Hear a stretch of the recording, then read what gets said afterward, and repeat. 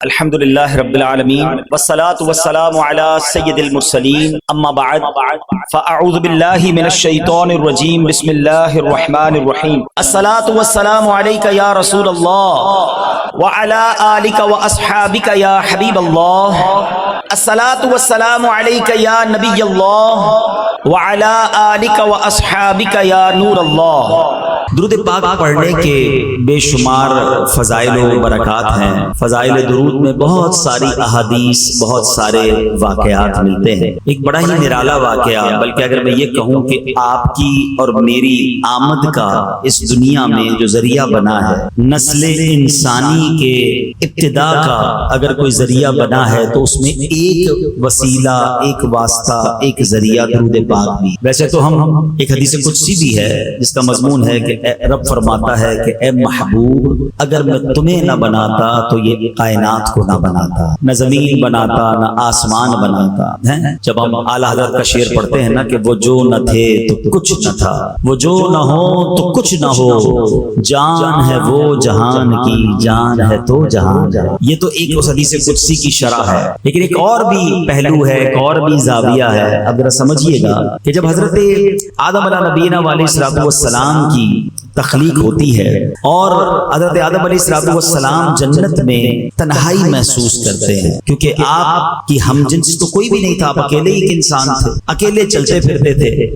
اب اللہ تعالیٰ نے آپ علیہ السلام پر نیند طاری کر دی۔ اسی حالت میں آپ کی بائیں پسلی نکال کر اس سے حضرت حوا رضی اللہ تعالیٰ عنہا کو تخلیق کیا گیا اور پسلی کی جگہ پر گوشت رکھ دیا گیا۔ اس عمل کے دوران آپ کو کسی تکلیف کا تو احساس نہیں ہوا، مگر جب آپ نیند سے بیدار ہوئے، یعنی اب دوسرے لفظوں میں دیکھیں تو آج ہم آپریشن کرنے کے لیے بے ہوش کرتے ہیں، اب ایک آپریشن ہونا تھا تو حضرت آدم علیہ السلام پر نیند طاری کی گئی اور بلا تکلیف آپ کی پسلی سے بی بی حوا رضی اللہ تعالیٰ عنہا کی تخلیق کی گئی۔ اب جب آپ نیند سے بیدار ہوتے ہیں تو آپ ایک نہایت خوبصورت خاتون کو اپنے قریب بیٹھا ہوا پاتے ہیں، تو آپ نے فرمایا کہ تم کون ہو؟ انہوں نے عرض کی میں عورت ہوں۔ فرمایا تمہیں کیوں پیدا کیا گیا؟ عرض کی کہ حضور اس لیے کہ مجھ سے آپ سکون حاصل کریں۔ اللہ اکبر۔ فرشتوں نے آپ علیہ السلام کے علوم کی وسعت معلوم کرنے کے لیے عرض کیا کہ ان کا نام کیا ہے؟ تو حضرت آدم نے فرمایا ان کا نام حوا ہے۔ سبحان اللہ۔ ارشاد فرمایا کیونکہ یہ ایک زندہ وجود سے پیدا کی گئی ہے۔ یاد رکھیے کہ حضرت آدم علیہ السلام کی باڈی سے، آپ کے جسم کے ایک حصے سے ضرور بی بی حوا کو بنایا گیا ہے، مگر یہ مرد و عورت کے ملاپ سے پیدا نہیں ہوئی، تو اس لیے یہ حضرت آدم کی اولاد نہیں۔ اچھا، جب آپ نے حضرت حوا کو دیکھا تو آپ کے دل میں خواہش پیدا ہوئی، تو آپ نے، فرشتوں نے عرض کی اے آدم، اگر آپ ان سے نکاح کرنا چاہتے ہیں تو ان کا مہر ادا کیجیے۔ اب اس زمانے میں تو کوئی روپیہ پیسہ تھا نہیں، اس طریقے سے کوئی کرنسی تھی نہیں، آپ نے کہا مہر کیا ہے اس کا؟ تو ارشاد ہوا کہ ان کا مہر یہ ہے کہ آپ ہمارے سردار جناب محمد مصطفیٰ صلی اللہ تعالی علیہ وسلم پر 3 یا 10 مرتبہ درود پاک پڑھیں۔ چنانچہ درود پاک کی برکت سے حضرت آدم اور حضرت حوا کا نکاح ہو گیا، اور سبحان اللہ جو اس کے بعد نسل انسانی چلتی ہے وہ اس نکاح کے بعد چلتی ہے، تو ہم کہہ سکتے ہیں کہ نبی پاک کا نام، میرے آقا کا ذکر، نبی پاک پر درود، یہ کمال کا وظیفہ ہے جو حضرت آدم اور حضرت حوا کے درمیان مہر بنتا ہے۔ سبحان اللہ، یہ کیسا وظیفہ ہے جو اگر کہا جائے کہ جب سے کائنات بنی ہے، جب سے درود و سلام کا سلسلہ ہے، اور سبحان اللہ آج ہمیں بھی یہ موقع دیا گیا ہے۔ ہمیں پتا ہے کہ ہماری زبانیں کتنی گندی ہیں، ہمیں معلوم ہے کہ ہم کتنے گناہگار ہیں، سچی بات تو یہ ہے کہ ہم پر احسان کیا گیا ہے کہ ہمیں موقع دیا گیا ہے کہ جناب رسول اللہ صلی اللہ تعالی علیہ وسلم پر درود پاک پڑھ لیا کریں۔ آئیے مل کر محبت کے ساتھ با آواز بلند درود پاک پڑھ لیں۔ صلو علی الحبیب صلی اللہ تعالی علی محمد صلی اللہ علیہ وسلم۔ آیت درود جو قرآن میں ہم پڑھتے بھی ہیں، سنتے بھی ہیں، شاید بچے کو یہ آیت یاد ہے، ان اللہ وملائکتہ یصلون علی النبی یا ایھا الذین آمنوا صلوا علیہ وسلموا تسلیما۔ ایک بار اور درود پاک، اللہم صل علی سیدنا و مولانا محمد عدد ما فی علم اللہ صلاۃ دائمۃ بدوام ملک اللہ۔ اب اس آیت میں بھی کیا حکم دیا گیا کہ بے شک اللہ اور اس کے فرشتے اس غیب بتانے والے نبی پر درود بھیجتے ہیں، تو اے ایمان والو تم بھی ان پر خوب درود اور سلام بھیجو۔ اب اگر اس حدیث اس آیت کے تحت بھی غور کیا جائے، علماء بیٹھے ہیں، یہاں یہ نہیں کہا کہ اللہ اور اس کے فرشتوں نے ایک بار درود بھیج دیا ہے اب اے مومنوں تم بھی درود پڑھ دو۔ یہاں عربی کا لفظ لایا گیا یصلون،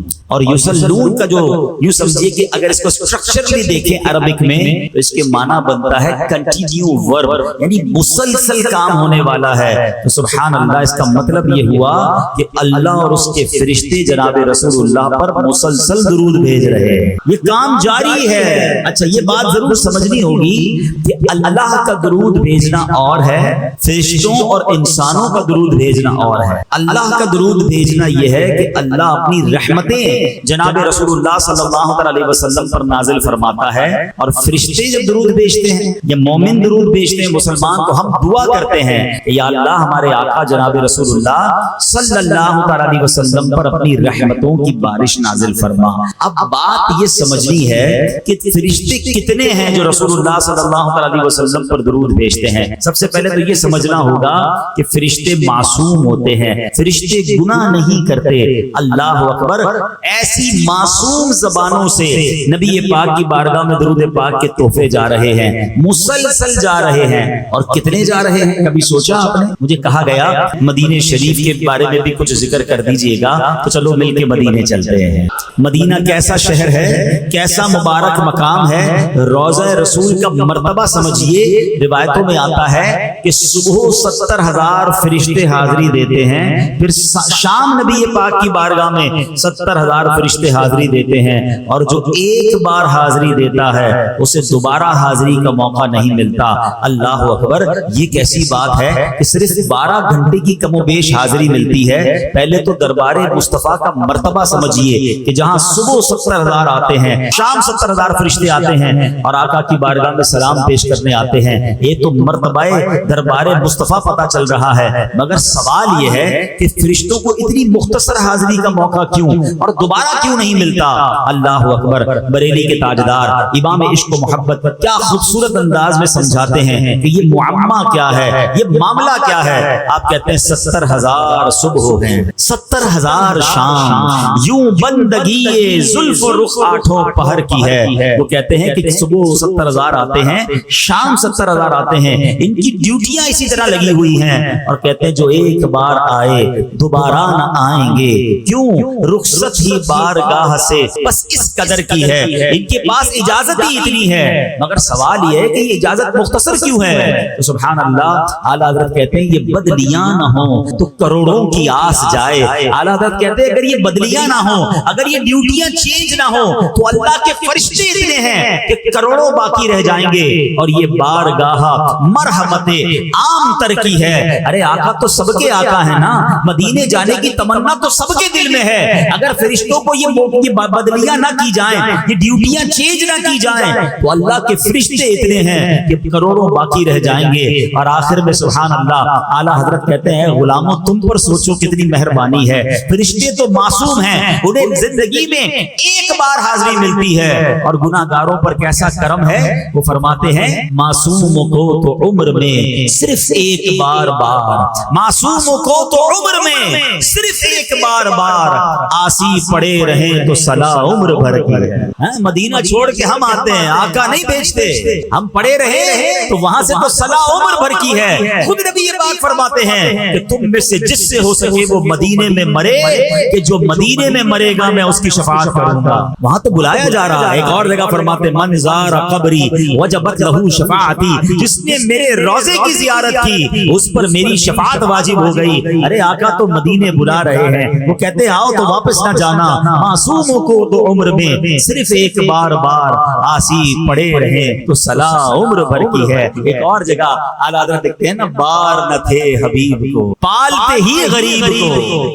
ہم آقا پر بوجھ تھوڑی تھے جو مدینہ چھوڑ کر آتے ہیں، اعلیٰ حضرت انہیں سمجھاتے کیوں چھوڑا ہے مدینہ، بار نہ تھے حبیب کو پالتے ہی غریب کو، روئیں جو اب نصیب کو، چین کا ہو گوائے کیوں. ارے مدینہ چھوڑ کر آ کر بس پھر آنسو ہی رہ جاتے ہیں، پھر یادیں ہی رہ جاتی ہیں. تو بہرحال میرے پیارے اسلامی بھائیوں، ذکر مدینہ کے ساتھ ساتھ ایک بڑی خوبصورت کیلکولیشن بھی پتہ چل گئی ہے. ایک دن میں کتنے فرشتے حاضری دیتے ہیں؟ 1,40,000. نبی پاک کو دنیا سے پردہ فرمائے ہوئے کتنے سال ہو گئے؟ تقریباً 1450 سال ہو گئے. ٹھیک ہے، تقریباً 1400 سال. ایک دن میں 1,40,000. 10 دن میں کتنے ہو گئے؟ 14 لاکھ. ٹھیک ہے. ایک مہینے میں کتنے ہو گئے؟ ہے کسی کا حساب؟ 42 لاکھ. ٹھیک ہے. ایک مہینے میں 42 لاکھ فرشتوں نے حاضری دی، اور ان فرشتوں نے حاضری دی جو دوبارہ نہیں آئیں گے. ٹھیک ہو گیا. ایک سال میں کتنے ہو جائیں گے؟ 10 سال میں کتنے ہو جائیں گے؟ 100 سال میں کتنے ہو جائیں گے؟ اور 1400 سال میں کتنے ہو جائیں گے؟ آپ کے کیلکولیٹر جواب دے جائیں گے، آپ کا کمپیوٹر جواب دے جائے گا. اچھا یہ تو دے چکے حاضری، سلسلہ تو روز جاری ہے نا.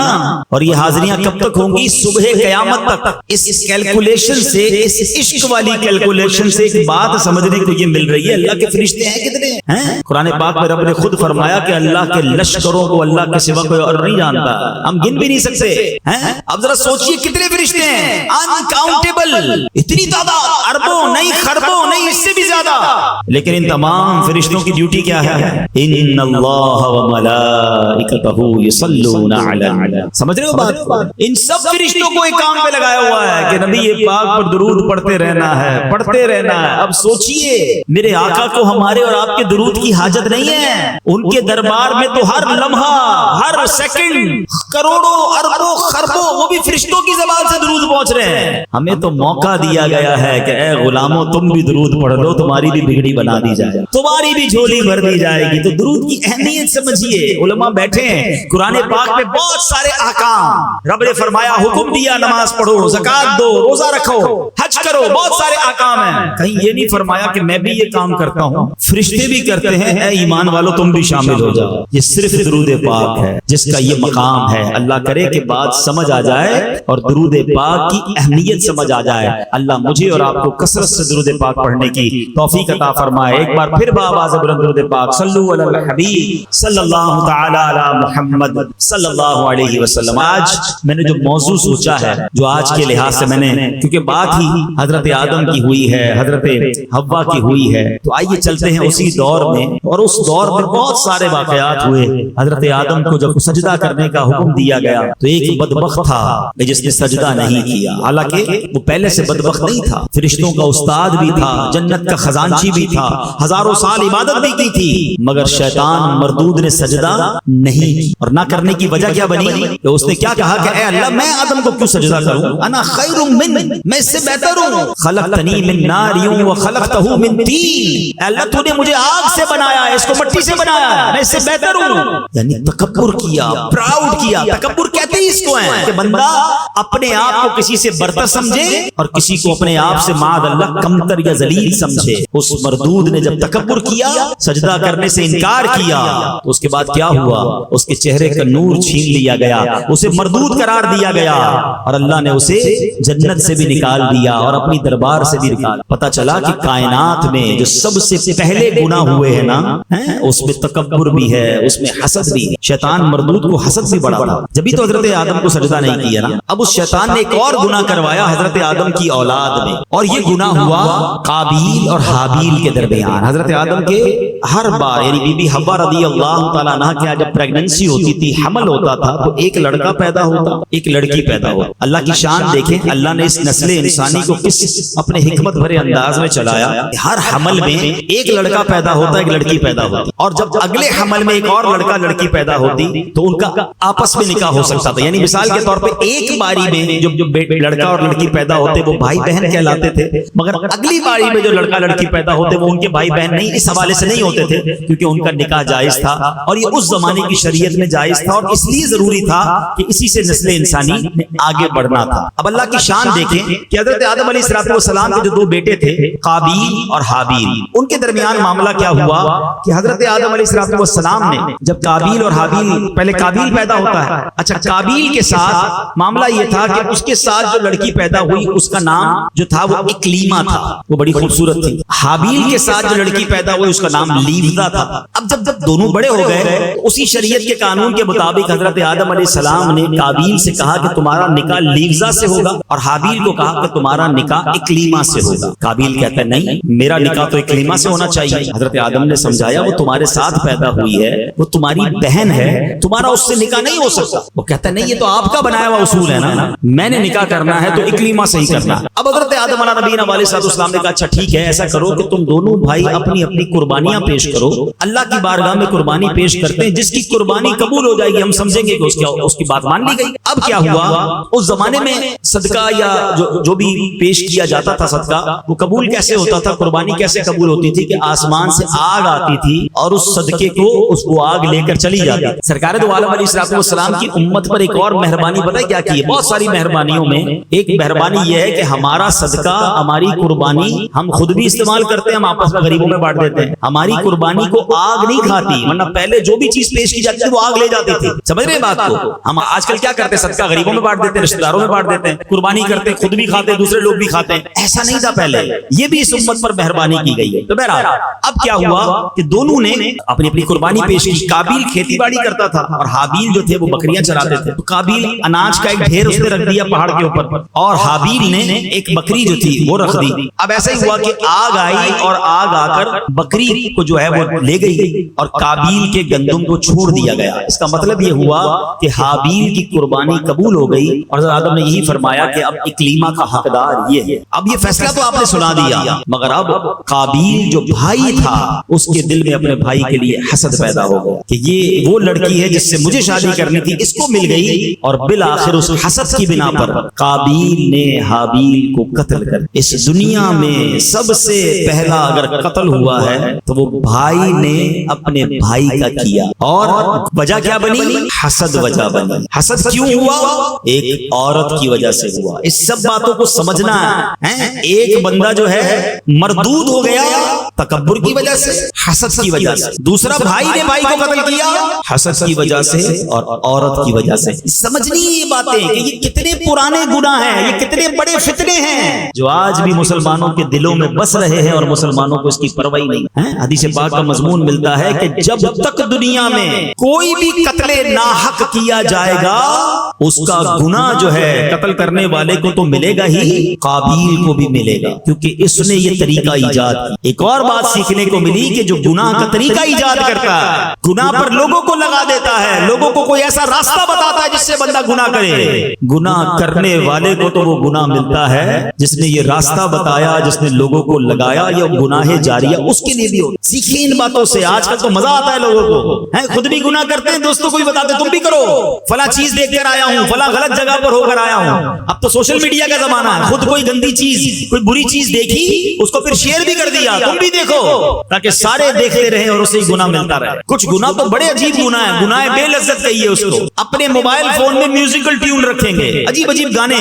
ہم کسی بندے کو فون کریں وہ سن بھی نہیں رہا, ہمیں میوزک سنا رہا ہے. ارے بھائی تمہیں عقل نہیں ہے؟ ہر بندہ کال کرے گا گناہ تمہیں بھی ملے گا, اس کو بھی بیچارے کو سننا پڑ رہا ہے. ایسی بہت ساری چیزیں. اپنی گاڑی کے پیچھے بے پردہ عورت کی تصویر لگا دیں گے, خود گاڑی چلا رہا ہے, پیچھے جتنے لوگ ہیں بےہودہ تصویر دیکھو, خود بھی گناہ کماؤ, مجھے بھی گناہ پہنچاؤ. کیا ہو گیا ہمیں؟ پہلے ہی گناہ ہمارے تھوڑے جو گناہ جاریہ والے کام کر رہے ہیں. اس کے برعکس سبحان اللہ, جو نیکی کے راستے پر کسی کو لگا دے, کسی کو نمازی بنا دے, کسی کو درود پڑھنے والا بنا دے, کسی کو سچے راستے پر لگا دے, سبحان اللہ, جو عمل کرے گا اس کو تو ثواب ملے گا, اور جس نے اس کام پر لگایا ہے وہ سب کا ثواب بھی اسے ملتا رہے. مبارک ہو دعوت اسلامی والوں کو, مبارک ہو ان علماء کرام کو, مبارک ہو مسجد کے خطیب و امام صاحبان کو جو بیانات کرتے ہیں, جو درس دیتے ہیں. کتنی بڑی نیکی ہے, کوئی ایک بیان میں نمازی بن جائے, کوئی ایک بیان میں گناہ کو چھوڑ دے, کوئی ایک بیان سنے ذکر و اذکار کرنے والا, درود پڑھنے والا بن جائے, کوئی حرام روزی چھوڑ دے, کوئی ماں باپ کو ستانا چھوڑ دے.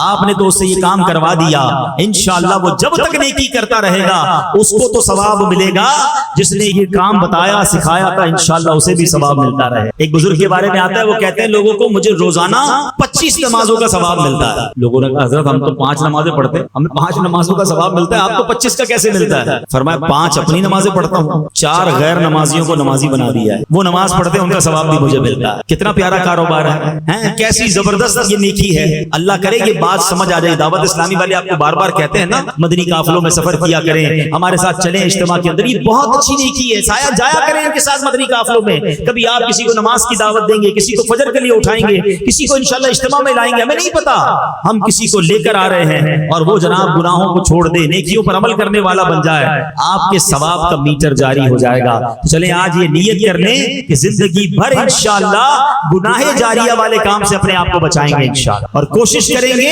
کہ صدقہ جاریہ والے کاموں میں حصہ ملائیں گے انشاءاللہ. اب کیا ہوا, قابیل نے حابیل کو قتل تو کر دیا, مگر جس کو پتہ نہیں تھا لاش کو کرنا کیا ہے, اس وقت تک وہ مرا ہی نہیں تھا نا. اب تو ہمیں پتا ہے کہ مرنے کے بعد دفنایا جاتا ہے, اس وقت تک تو دنیا میں کوئی مرا ہی نہیں تھا. اب اس نے کیا کیا, اپنے بھائی کی لاش کاندھے پر اٹھا کر کئی دنوں تک گھومتا رہا, کروں کیا اس لاش کا. پھر اللہ کی شان دیکھیں, قرآن پاک میں یہ واقعہ موجود ہے کہ اللہ کریم نے 2 کوے بھیجے, ان کی آپس میں لڑائی ہوئی اور ایک کوے نے دوسرے کوے کو مار دیا.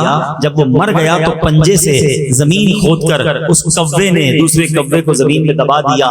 تو قابیل کو پتا چلا کہ اچھا لاش کو دفنایا جاتا ہے. اب اس نے اپنے بھائی کو دفنایا, مگر اس کے چہرے کا نور چھن گیا, وہ بڑی عجیب و غریب آفت میں مبتلا ہوا اور آخرکار وہ بھی دنیا سے چلا گیا. تو اے میرے پیارے اسلامی بھائیوں, جو بات میں سمجھانا چاہتا ہوں, جو میسج میں آج دینا چاہتا ہوں, کہ ان 2 بڑی برائیوں سے اپنے آپ کو ہمیشہ بچائیے گا.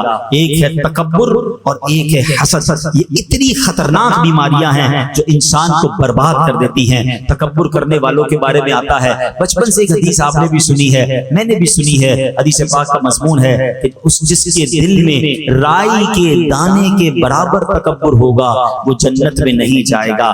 رائی کا دانہ کتنا ہوتا ہے؟ اتنا سا دانہ ہوتا ہے, جیسے سونف نہیں ہوتی, اتنا. مجھے بتاؤ اتنے دانے کے مطابق تکبر ہوگا وہ جنت میں نہیں جائے گا. جس کا پورا دل ہی تکبر سے بھرا ہوگا اس کا کیا حال ہوگا. شیطان نے ایک ہی بار تکبر کیا نا, کہا میں اس سے بہتر ہوں, انا خیر من. اور جو روز تکبر کرتا ہے اس نے ایک بار تکبر کیا وہ برباد ہو گیا, اور جو روز تکبر کر رہا ہے اس کا کیا حال ہوگا. پلیز اپنے آپ کو اس سے دور رکھیے. اور تکبر کیا ہے؟ کسی کو اپنے سے کمتر سمجھنا. اچھا بعض اوقات جب بھی تکبر کی بات ہوتی ہے نا تو ذہن میں بات یہ آتی ہے تکبر تو پیسے والے کرتے ہیں, ہم تو غریب لوگ ہیں. نہیں, یہ بھی شیطان کا بار ہے, ہمیں علم نہیں سیکھنے دے. تکبر یقیناً مالدار لوگ بھی کرتے ہیں, مگر علماء نے تکبر کے 8 اسباب لکھے ہیں. ہاں, اس میں سب سے پہلا سبب پتہ کیا ہے؟ وہ ہے علم. ہاں, علم بھی تکبر لاتا ہے. کیوں؟ جب بندہ عالم بن جائے یا بہت ساری نالج آ جائے وہ دوسروں کو حقیر سمجھنے لگتا ہے. میرے پاس تو اتنا کچھ ہے, اس کو تو آتا ہی کچھ نہیں ہے. تو یہی تو تکبر ہے نا کہ اس کو کچھ نہیں آتا, مجھے سب آتا ہے. روایتوں میں آتا ہے من قال انا عالم فهو جاہل. جو اپنے آپ کو کہے کہ میں عالم ہوں, فرمایا وہ جاہل ہے. علم سیکھنا ہے مگر تکبر نہیں آنا چاہیے. دوسرا ریزن علماء نے لکھا عبادت. عبادت بھی تکبر لاتی ہے. ہاں, اب کوئی 5 وقت کا نمازی ہے, تہجد گزار ہے, بہت اچھی بات ہے, لیکن اگر وہ دوسروں کو سمجھ رہا ہے کہ دیکھو یار یہ تو کچھ پڑھتے ہی نہیں, میں 5 ٹائم کی نماز پڑھتا ہوں, یہ تو صرف جمعے کی نماز پڑھتا ہے, اس کو تو آتا جاتا کچھ نہیں, کہیں ایسا نہ ہو کہ آپ کی ساری عبادت برباد کر دی جائے. یہ بات یاد رکھیے. وہ ایک واقعہ ہے نا کہ ایک بزرگ اپنے بیٹے کے ساتھ کہیں سفر پر جا رہے, رات ہوئی, تہجد کا وقت ہوا, باپ بیٹے نے اٹھ کر تہجد پڑھی. سارے قافلے والے سو رہے تھے, صرف باپ بیٹے اٹھے تہجد پڑھنے کے لیے. تو بیٹا والد صاحب سے کہتا ہے ابا جان یہ کیسے لوگ ہیں, سارے سو رہے ہیں, کوئی نہیں اٹھا تہجد پڑھنے کے لیے. تو بیٹا والد صاحب کہتے ہیں بیٹا تو بھی سویا رہتا تو ہی ٹھیک. بات بڑی پتے کی ہے, تہجد پڑھ کر اگر دوسروں کو حقیر جاننا ہے تو بہتر تھا تو بھی نہ پڑھتا تہجد. عبادت ضرور کرنی ہے مگر کسی کو حقیر نہیں جان. پھر مالدار, پیسے ہوتے تو غریب سے تکبر کر رہے ہوتے ہیں. خوبصورتی بھی تکبر لاتی ہے. بندہ کہتا ہے میں خوبصورت, اس کا رنگ سانولا. طاقت تکبر لاتی ہے, میری باڈی اتنی مضبوط, میری اتنی طاقت, یہ بیچارہ کمزور, یہ میرے سامنے کیا کرے گا. اقتدار تکبر لاتا ہے, کسی کو سیٹ مل جائے وہ سمجھتا ہے باقی کی حیثیت ہی کوئی نہیں, مسل کے رکھ دوں گا. یہ اقتدار پر, دولت پر, خوبصورتی پر, طاقت پر تکبر کرنے والوں کبھی اترانا نہیں. رب جب چاہے یہ سب واپس لے سکتا. ہم نے بڑے بڑے خوبصورتی والوں کو ایسی ایسی بیماریوں میں پڑتے دیکھا کہ چہرہ دیکھنے کے قابل نہیں. بڑے بڑے طاقتور پہلوانوں کو بستر پر پڑتے دیکھا کہ اپنے پیروں پہ کھڑے نہیں ہو سکتے. بڑے بڑے مالداروں کو راتوں رات کنگال ہوتے دیکھا ہے. بزرگوں سے پوچھو یہ جن کی زندگی گزری انہوں نے دیکھے ہوں گے ایسے کہ زکات دینے والا دنوں کے اندر زکات لینے والا بن جاتا. کبھی بھی اترانا نہیں ہے. ہاں وتعز من تشاء وتذل. جب بھی اللہ نے کوئی نعمت دینا اللہ سر جھکا رہے, عاجزی, اللہ تیری مہربانی, مجھ جیسے گناہگار کو تو نے مال دے دیا ہے, مجھ جیسے خطاکار کو اتنی اچھی شکل دی, مجھ جیسے خطاکار کو اتنا بڑا نام شہرت دے دی. تکبر نہیں کہ دانا خاک میں مل کر گلے گلزار ہو. اترانے والا گھمنڈ کرنے والا بربادی ہوتا ہے. اللہ کرے یہ بات سمجھ آ جائے. تکبر اس کائنات میں ہونے والے سب سے اولین گناہوں میں سے گناہ, اور اس کا نتیجہ بربادی ہے. روایتوں میں آتا ہے تکبر کرنے والے کو قیامت کی دن چوٹیوں کی شکل میں لایا جائے گا اور لوگ ان کے اوپر سے چلتے ہوئے گزر رہے ہوں گے. یہ جو بڑے بڑے تکبر کرتے ہیں نا, غریب آدمی کو قریب نہیں آنے دیتے ہیں, کبھی بھی نہ کیجیے گا ایسے. بلکہ مشورہ دوں گا کہ جس کو کوئی منہ نہ لگائے, جس کو کوئی قریب نہ بٹھائے, آپ اس کو اپنے قریب بٹھائیں, پیار دیا کریں. انشاءاللہ اس کی دعا لگ گئی تو تمہارا بیڑا پار ہو جائے. ہاں بعض اوقات مسجد کے خادم سے کوئی ہاتھ نہیں ملاتا. ہمارے دفتر میں کوئی چوکیدار ہو جو بیچارہ سب کا دروازہ کھول رہا ہے, اس کو سلام ہی نہیں کرتا. رک جائیں, پہلے اس کو سلام کریں. مسجد کے خادم کو کبھی سینے لگا لیں. سچی بتاؤں کبھی کبھی تو ایسے لوگ رو پڑتے ہیں کیونکہ ان کو کتنا عرصہ ہوا کسی نے طبیعت بھی نہیں پوچھی ہوتی ہے, سینے بھی کوئی نہیں لگاتا ہے انہیں. کبھی کبھی آپ نے دیکھا ہوگا نمازیوں میں کوئی ایسا بندہ ہوتا ہے جس کے بیچارے کے ہاتھ پیر ٹھیک نہیں ہو, معذور نہیں ہوتے, جس طرح کبھی کبھی رال بھی ٹپک رہی ہوتی ہے, ہاتھ پیر بھی ٹیڑھے ہوتے ہیں, وہ چل بھی صحیح نہیں پا رہے ہوتے ہیں. مسجد میں ہاتھ بھی کوئی نہیں ملاتا, اگر اس سے ہاتھ ملاؤں گا تو میرا ہاتھ گندا ہو جائے گا. نہیں نہیں نہیں, یہ لاٹری ہے بندہ, میں صحیح بتا رہا ہوں. جا کر اس کو سینے لگا لو, اس سے دعائیں لے لو, کیونکہ شاید کئی مہینوں سے کسی نے اس کو سلام نہیں کیا ہوگا. یہ رو پڑے گا تمہارے سامنے, لیکن کیا پتا اس کے دل سے ایسی دعا نکلے گی کہ تمہارے کتنے بگڑے کام سنور جائے. نبی یہ پاک اپنے غلاموں کے گھر جاتے تھے, پیارے آقا غلاموں کو ساتھ بٹھا کے کھانا کھلاتے, اپنی سواری پر اپنے غلاموں کو بٹھاتے تھے. ہم کہتے ہیں میرا ملازم میرے ساتھ بیٹھ کر کھانا کھائے گا, میری آپ کی اوقات کیا ہے؟ اگر آج جو دیا ہے وہ رب نے دیا ہے, کبھی اترانا نہیں. انشاءاللہ آپ عاجزی کر کے دیکھیں, اللہ آپ کی عزتوں میں اور اضافہ فرمائے. اور جو دوسرا گناہ ہے حسد, اللہ اکبر, یہ تو ایسا دلوں میں بس گیا, بھائی کو بھائی سے, بہن کو بہن سے, دوست کو دوست سے حسد ہو گیا. کہتا کوئی نہیں ہے مگر دل میں پال کے بیٹھے ہیں. حسد کیا ہے؟ What is the definition of jealousy? ذرا یہ بھی سمجھ لو. حسد کہتے ہیں کہ بندہ کسی کی نعمت دیکھ کر یہ تمنا کرے کہ یہ نعمت اس سے چھن جائے اور مجھے مل جائے, اور اگر مجھے نہ ملے تو کم از کم اس کی تو برباد ہو جائے. اب آپ سوچیں اس کا دل کتنا گندا ہے کہ کسی اپنے مسلمان بھائی کی نعمت دیکھ کر اسے تکلیف ہو رہی ہے. اچھا اس میں پتہ یہ کتنا بڑا گناہ ہے. حدیث پاک میں آیا کہ حسد وہ بیماری, حدیث کا مضمون ہے, جو ایمان کو مونڈنے والی بیماری ہے. حسد ایمان کو ایسے برباد کرتا ہے جیسے سرکہ جو ہے وہ شہد کو برباد کرتا ہے. سرکے کو شہد میں ڈالے شہد خراب ہو جائے, فرمایا ایمان ایسے خراب ہو جائے گا جس کے دل میں حسد ہوگا. اللہ اکبر. فرمایا حسد نیکیوں کو ایسے کھا جاتا ہے جیسے آگ لکڑیوں کو کھا جاتی ہے. سردیوں میں لکڑیاں جلاتے ہو نا, کیا ہوتا ہے تھوڑی دیر کے بعد لکڑیاں ختم, خاک. فرمایا نیکیاں ایسے جل کر ختم ہو جاتی ہیں. کتنی بڑی بے وقوفی ہے کہ میں روزے بھی رکھوں, نماز بھی پڑھوں, تلاوت بھی کروں, اور اس کے بعد حسد کر کے اپنی نیکیوں کو خود ہی آگ لگا لوں. اور آج یہی ہو رہا ہے. اب آپ کہیں گے نہیں جناب مولانا صاحب آپ بات تو صحیح کر رہے ہیں مگر میں تو حسد نہیں کرتا. چلے آخر میں بیان کے آخر میں چھوٹا سا ٹیسٹ لے لیتا ہوں. میڈیکل ٹیسٹ کرواتے ہیں نا, بلڈ ٹیسٹ کرواتے ہیں. آج میں آپ کا ایک چھوٹا سا روحانی ٹیسٹ کے لیے لے لیتا ہوں, اپنا بھی اور آپ کا بھی. چیک کیجئے. پہلے تو یہ یاد رکھیے حسد ہوتا کس سے ہے. حسد کبھی بھی اس بندے سے نہیں ہوتا ہے جس کو آپ جانتے نہیں ہیں. ایسا نہیں ہوگا کہ ملیر میں رہنے والے کو برازیل میں رہنے والے سے حسد ہو جائے جس کو جانتا ہی نہیں ہے. حسد نارملی آپ کے رشتہ دار میں سے آپ کو ہوگا, آپ کے دوستوں میں سے آپ کو حسد ہو جائے گا, یا آپ جیسا کام کرنے والوں سے حسد ہو جائے گا. اتنا مردود ہے شیطان ہے کہ عام مسلمانوں کو تو حسد کرواتا ہی کرواتا ہے, نیک لوگوں کو بھی حسد کروا دیتا ہے. ناتخواں کو ناتخواں سے حسد کروا دے گا اگر جس کے دل میں آ جائے. قاری صاحب کو قاری صاحب سے حسد ہو جائے گا. اچھا بیان کرنے والے کو دوسرے بیان کرنے والے سے حسد, کیونکہ یہ کیوں آگے بڑھ رہا ہے, اس کا نام کیوں ہو رہا ہے. ٹھیک ہے, تو اب پہلے چیک کیجئے کہ آپ کے دوستوں میں سے, رشتہ داروں میں سے, یا آپ جیسا کام کرنے والوں میں کوئی بندہ ایسا ہے. یہ پہلا ٹیسٹ دے رہا ہوں, پہلا سوال. کوئی ایسا ہے کہ جب بھی اس کو کوئی نعمت ملتی ہے آپ کو تکلیف ہوتی ہے. کوئی آ کر بتاتا ہے بھائی پتہ چلا اس نے نیا گھر لے لیا, اچھا ایک اور گھر بنا لیا, بھائی اس نے نئی موٹر سائیکل لی ہے, اچھا اس کے سامنے بولیں گے ماشاءاللہ ماشاءاللہ, اندر تکلیف ہو رہی ہے, اچھا ایک نئی موٹر سائیکل, نیا موبائل لے لیا, اور ترقی ہو گئی اس کی نعمت بڑھتی ہے. اور اگر آپ کو تکلیف ہوتی ہے تو اس کا مطلب آپ کے دل میں کہیں حسد تو نہیں. پہلا ٹیسٹ. دوسرا ٹیسٹ, کوئی ایسا ہے دنیا میں کہ جب بھی اس کی تعریف آپ کے سامنے کی جائے, یار وہ آدمی بہت اچھا ہے, یار کمال, یار کتنا مشہور ہو گیا, بھائی اس کی آواز بہت اچھی ہے, اس کا کاروبار بہت بڑھ گیا, اس کی تعریف ہوتی ہے تو آپ کو درد ہونا شروع ہو جاتا ہے. یار کوئی اور بات کرو نا, اس کا ذکر کیوں کر رہے ہو. ہم اس کا موضوع چینج کروانے کی کوشش کرتے ہیں کیونکہ اس کی تعریف اچھی نہیں لگ رہی. چیک کیجیے اپنے دل کو کہ مسلمان کی تعریف آپ کو اچھی کیوں نہیں لگ رہی ہے. اس کا مطلب کچھ یہاں گڑبڑ ہے. تیسرا ٹیسٹ, کوئی ایسا ہے کہ جب اس کا نقصان ہوتا ہے, وہ بدنام ہوتا ہے, اس کے بارے میں کوئی بری بات سامنے آتی ہے تو آپ کو مزہ آنے لگتا ہے, اوہ یہی تو میں چاہتا تھا یہ برباد ہو جائے. مثال کے طور پہ کوئی آ کر بتاتا ہے یار پتہ چلا اس کی گوڈاؤن میں آگ لگ گئی, اچھا سامنے تو کیا کہیں گے, اوہ ہو بہت افسوس ہوا, دل میں لڈو پھوٹ رہے ہیں, میں تو چاہتا ہی تھا برباد ہو. سوچے اتنا گندا ہو گیا میرا دل کہ کسی مسلمان کے نقصان پہ خوش ہو رہا ہے, کسی مسلمان کی نعمت پر مجھے تکلیف ہو رہی ہے. کیا ہوتا ہے, ساتھ رہتے ہیں تو دوست کہہ رہے ہیں یار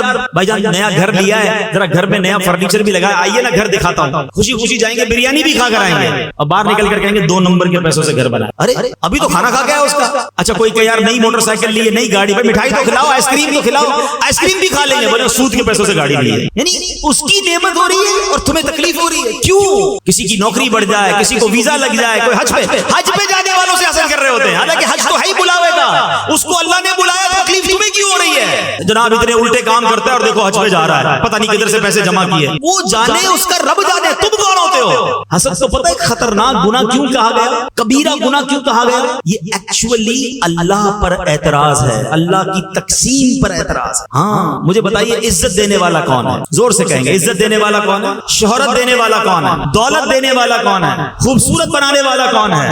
عزت دینے والا کون ہے؟ جب دینے والا سب اللہ ہے تو تمہیں کیا پرابلم؟ اللہ دے رہا ہے نا اس کو, عزت دے رہا ہے, شہرت دے رہا ہے, دولت دے رہا ہے, اللہ نے اس کو حسن دیا ہے, اللہ نے اس کو آواز دی ہے. تمہیں پرابلم یہ ہے کہ اللہ نے اس کو کیوں دیا, مجھے کیوں نہیں دیا؟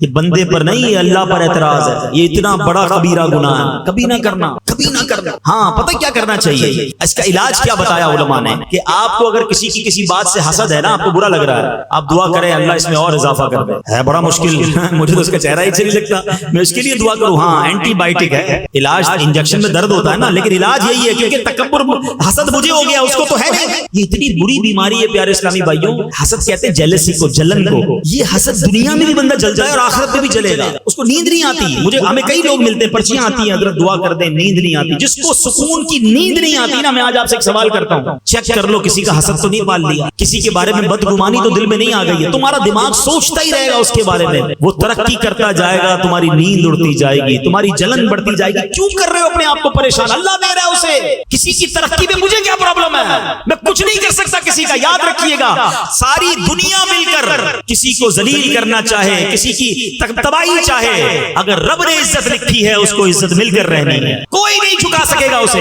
ہماری اوقات کیا ہے, اللہ دے رہا ہے اسے. اور ساری دنیا مل کر کسی کو اونچا کرنا چاہے, اگر رب نے ذلت لکھی ہے تو اس کو ذلت سے کوئی نہیں بچا سکتا. وَتُعِزُّ مَن تَشَاءُ وَتُذِلُّ مَن تَشَاءُ بِيَدِكَ الْخَيْرُ. یہ ایمان بنا لو. ہاں اب آپ کہیں کہ پھر ہمیں کیوں نہیں مل رہا؟ ارے جس رب نے اس کو دیا ہے وہ تمہیں بھی دے سکتا. اللہ سے مانگو نا. حسد تو میں جب کروں کہ جب اللہ کے خزانوں میں کمی ہو, رب اس کو دولت دے سکتا ہے, وہ مجھے بھی دے سکتا ہے. رب اس کو شہرت دے سکتا ہے, وہ مجھے بھی دے سکتا ہے. رب اس کو عزت دے رہا ہے, وہ مجھے بھی دے سکتا ہے. ہم کیوں اس کی چھیننے کی تمنا کر رہے ہیں؟ ارے اس سے مانگو جس نے اس کو دی ہے, وہ تمہیں بھی عطا فرما دے. اس کو ایک آسان لفظوں میں بات اپنی ختم کرنے لگا ہوں تاکہ اللہ کرے یہ کانسیپٹ سمجھ آ جائے اور دماغ سے, دل سے یہ حسد کی بیماری نکل جائے. مثال کے طور پر ہمارے جنید بھائی یہاں موجود, ٹھیک ہے, جنید بھائی کو میں 50,000 روپے دوں, 1,000 کے نوٹ, 50,000 کی گڈی. جنید بھائی یہ پیسے لیں اور یہاں سے بانٹنا شروع کریں, سب کو 1,000 روپے دیں. کیا ہوگا پتہ ہے؟ جیسے جنید بھائی بانٹنے لگیں گے نا, تھوڑی دیر کے بعد یہاں والے بندے اٹھیں گے اور آگے بڑھیں گے کہ میں جنید بھائی سے فوراً لے لوں, کیونکہ عبدالحبیب بھائی نے کہا تھا 50,000 ہیں اور بندہ تو ادھر کئی 100 بیٹھے ہوئے ہیں. یہ 50 کے بعد تو نوٹ ختم ہو جائیں گے. جنید بھائی بانٹیں گے اور ہماری باری نہیں آئے گی, تو کچھ لوگ آگے بڑھیں گے اور جنید بھائی کے ہاتھ سے چھیننے کی کوشش کریں گے کہ 50,000 ختم ہونے سے پہلے ہمیں بھی مل جائیں. ایسا ہی ہے نا, کیونکہ ہمیں یہ خوف ہوگا کہ ان کے پاس تو ہیں 50,000. سبحان اللہ. اب بات ذرا سمجھ لو, جنید بھائی کے پاس 50,000 تھے جو ختم ہو جائیں گے, اس لیے ادھر والوں کو ٹینشن ہونا سمجھ آتا ہے. میرے رب کے خزانے نہ ختم ہونے والے, اس کے کرم کے خزانے ختم ہونے والے نہیں ہیں. وہ اگر کسی کو بانٹ رہا ہے تو تمہیں کیا ٹینشن ہے؟ اس رب سے کہو نا یا اللہ اس کو اور دے دے اور مجھ گناہگار پر بھی کرم فرما دے, مجھے بھی دے. حسد کیوں کروں میں؟ اللہ کے خزانے بھرے ہوئے ہیں, ہم حسد کر کے اپنے ہی نقصان کر رہے ہیں, اللہ کو اور ناراض بھی کر رہے ہیں. حسد کرنے والے کو نہیں ملتا, سب کا بھلا سوچنے والے کا بھی بھلا ہو جاتا ہے. ایک جملہ آج یاد کر جاؤ, انشاءاللہ زندگی پرسکون ہو جائے گی. بزرگان دین سے سنا تھا سب کا بھلا سب کی خیر، سب کے بھلے میں اپنی خیر. مل کے دوہرا لو، سب کا بھلا سب کی خیر، سب کے بھلے میں اپنی خیر. بھلا سوچو. آپ کو کوئی آ کر کہے نا ارے بھائی اس نے نیا گھر بنایا، اللہ اس کو اور دے. کوئی کہ یار اس کی عزت بہت بڑھ گئی، ہمارے ملیر میں رہتا تھا محلے میں کوئی نہیں جانتا تھا، آج سوری دنیا میں لوگ اس کو جانتے ہیں. یا اللہ اس کی عزت میں اور اضافہ کر، اے اللہ اس کی دولت میں اور اضافہ. سب کا بھلا سوچو یار، حسد کیوں کرنا ہے؟ اور اللہ سے مانگو اے اللہ مجھے بھی دے دے. جب آپ کا دل صاف ہو جائے گا نا تو سبحان اللہ یہ دل اللہ کی رحمت سے نور علی نور ہو جائے گا. اللہ کرے آج کے اس بیان میں ان دو بلاؤں سے ہم بچنے میں کامیاب ہو جائیں. تکبر کو کبھی قریب مت آنے دینا، عاجزی کا پیکر بننا. میرے آقا تو وہ ہیں سر عرش پر ہے تیری گزر، دل فرش پر ہے تیری نظر، ملکوت و ملک میں کوئی شے نہیں وہ جو تجھ پہ عیاں نہیں. اتنا بڑا مرتبہ ہے کہ جب آپ جنت میں جاتے ہیں تو جنت سجائی جاتی ہے، آپ کو مہمان بنایا جاتا ہے. حضرت جبریل امین آ کر آپ کے قدموں کو بوسہ دے کر آپ کو براق کی سواری پر بٹھا کر معراج کو لے جاتے ہیں. یہ مرتبہ ہے جناب رسول اللہ کا.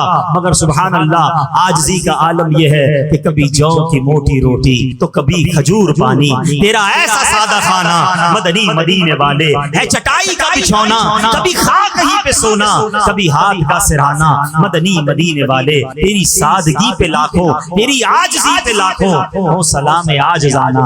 مدنی مدینے والے اتنا بڑا مرتبہ ہو کر اپنے غلاموں کے ساتھ بیٹھ کر کھانا کھاتے، ان کو اپنی سواری پر سوار کرتے. میں اور آپ تو ان کے جوتے مبارک کی، نالین مبارک کی لگے ہوئے خاک کے ذرے کے برابر بھی نہیں ہیں. ہم کس لیے اتراتے ہیں، ہم کس بات پر گھمنڈ کرتے ہیں؟ اللہ نبی پاک کی عاجزی کا صدقہ ہم سب کو نصیب فرمانا. اور پھر حسد کو قریب نہیں آنے دیں. آپ پرسکون ہو جاؤ گے. آپ کسی کا حسد کر کے بگاڑ نہیں سکتے. یاد رکھیے گا جس سے حسد ہے نا آپ کو اس کا کچھ نہیں جاتا، جاتا ہمارا ہی ہے. بیڑا غرق ہمارا ہی ہو رہا ہے، ٹینشن میں ہم ہی ہیں. تو کیوں بانٹو بھائی یہ بیماری؟ نیکی الگ برباد ہو رہی ہے، زندگی الگ بے سکون ہو رہی ہے.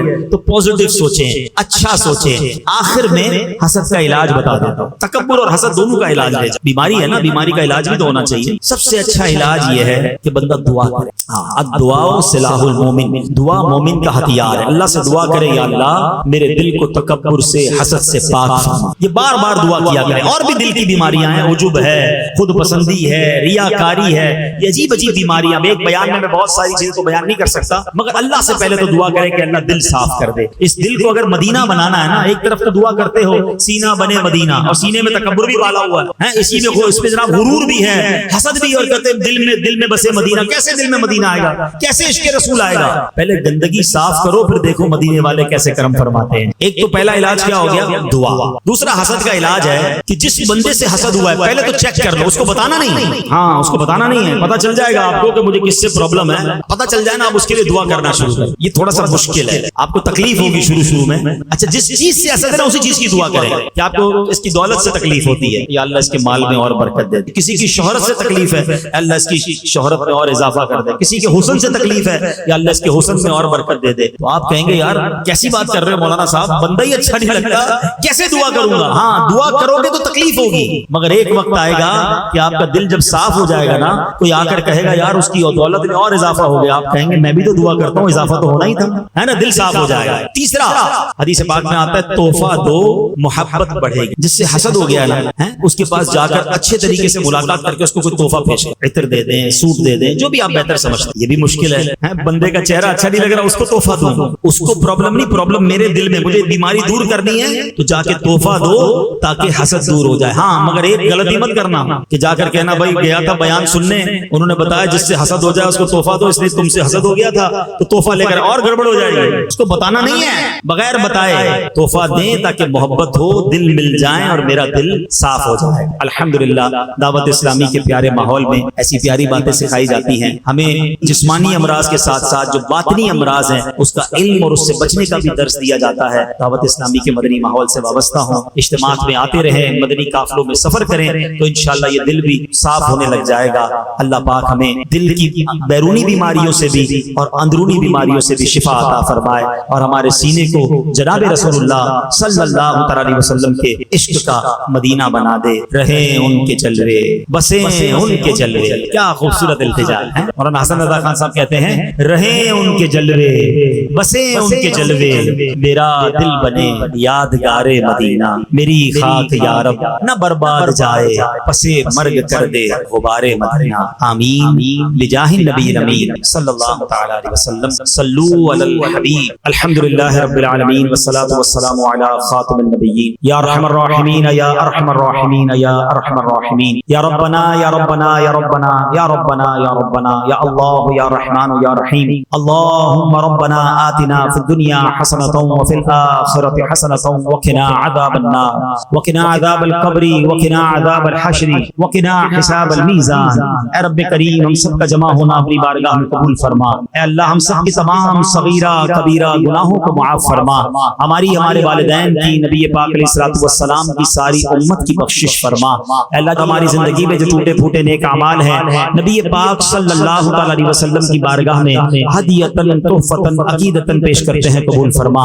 پیارے آقا کے وسیلہ جلیلہ سے تمام انبیاء کرام، صحابہ کرام، تابعین، تبع تابعین، اولیاء کاملین، بالخصوص شیخ عبد القادر جیلانی رحمۃ اللہ تعالی علیہ کی بارگاہ میں پیش کرتے ہیں، قبول فرما۔ تمام مسلمین، تمام مسلمات ان کی روح کو پیش کرتے ہیں، قبول فرما۔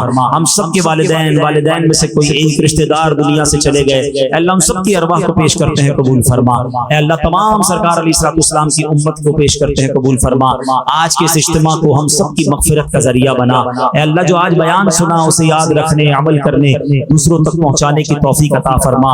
ہمارے دلوں کو حسد سے پاک کر دے، تکبر سے پاک کر دے، ریاکاری سے پاک کر دے، خود پسندی سے پاک کر دے۔ اے اللہ ہمارے سینوں کو نبی پاک کے عشق کا مدینہ بنا دے۔ اے اللہ جتنے بیمار ہیں انہیں شفا عطا فرما۔ کئی لوگوں نے پرچیاں دی ہیں، پیغام بھجوائے ہیں، اے اللہ تو سب کے نام بھی جانتا ہے اور کام بھی جانتا ہے، آج سب کی جھولیاں بھر دے۔ اے اللہ جو پریشان حال ہیں ان کی پریشانیاں دور فرما، بے اولادوں کو نیک اور صالح اولاد عطا فرما، جو قرضوں میں ڈوبے ہیں اللہ ان کے قرضے اتر جائیں۔ اے کریم آج ہم سب کی جھولیاں بھر دے، سب کے رزق حلال میں، کاروبار میں برکتیں اور وسعتیں عطا فرما۔ ہم سب کی جان، مال، عزت، آبرو، آل اور اولاد، دین اور ایمان کی حفاظت فرما۔ اے کریم فلسطین کے مسلمانوں کی غیب سے مدد فرما، عالم اسلام کا بول بالا فرما۔